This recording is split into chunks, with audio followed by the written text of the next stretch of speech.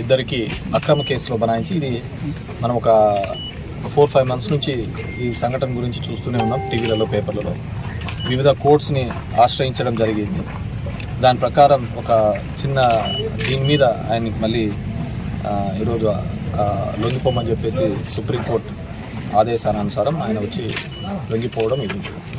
ఓవరాల్గా మనం ఈ 18 నెలల కూటమి పరిపాలన చూస్తే ప్రతి ఒక్కటి కూడా దొంగ కేసులు పెట్టుకుంటా అక్రమ నిర్బంధాలు చేసుకుంటూ వచ్చినారు. దానికి ఇంతకుముందు కూడా గోవర్ధన్ అన్న కలవడానికి వచ్చినప్పుడు కూడా చెప్పాం, దగ్గర అన్న మీద 6 కేసులు ఇదే విధంగా దొంగ పెట్టింటే ఇప్పుడు 16 కేసులు పెట్టినట్టున్నారు అన్న మీద.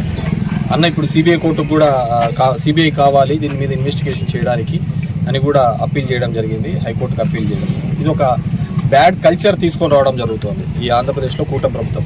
ఎవరో ఒక ఇద్దరిని పక్కన ఉన్న వాళ్ళని చెప్పడము, వాళ్ళతో కన్ఫెషన్ స్టేట్మెంట్ తీసుకోవడము, ఇక్కడ నేనున్నానని చెప్పడము, ఆ విధంగా చేసుకుంటూ పోయిన సందర్భం చూస్తున్నాం.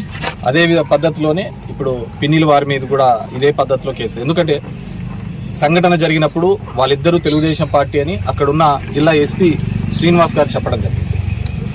దాని తర్వాత మళ్ళీ వీళ్ళిద్దరినీ కూడా ఎవరితోనో వాళ్ళ సొంత ఊర్లో ఉన్న సర్పంచ్తో మాట్లాడారని ఒక అక్రమ కేసు కట్టడం.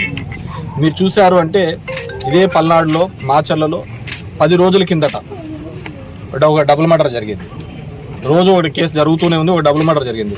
నాకు తెలిసి వీళ్ళు కన్నా జైలుకు పోకపోయింటి బయట ఉండింటే దాంట్లో కూడా వీళ్ళని ముద్దాయిలుగా చేసేవాళ్ళు. వాళ్ళు జైల్లో ఉన్నారు కాబట్టి ఆ కేసులో నిందితులుగా కాలేదు, లేకుంటే దాంట్లో కూడా వాళ్ళను ముద్దాయిలుగా చేసేవాళ్ళు.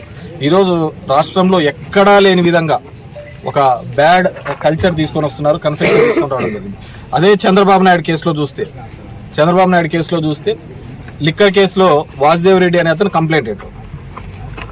అదే అతను వాసుదేవ్ రెడ్డి అనే అతను మా మీద పెట్టిన దాంట్లో ముద్దాయి. అతన్ని ఇది చేసుకొని అతను అక్విటల్ అయిపోతాడు, అతను అప్రూవల్ అయిపోతాడు.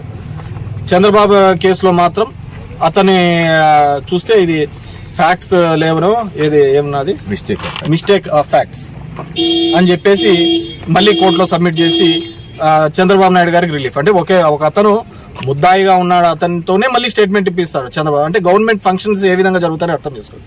అదే కేసులో దగ్గర 100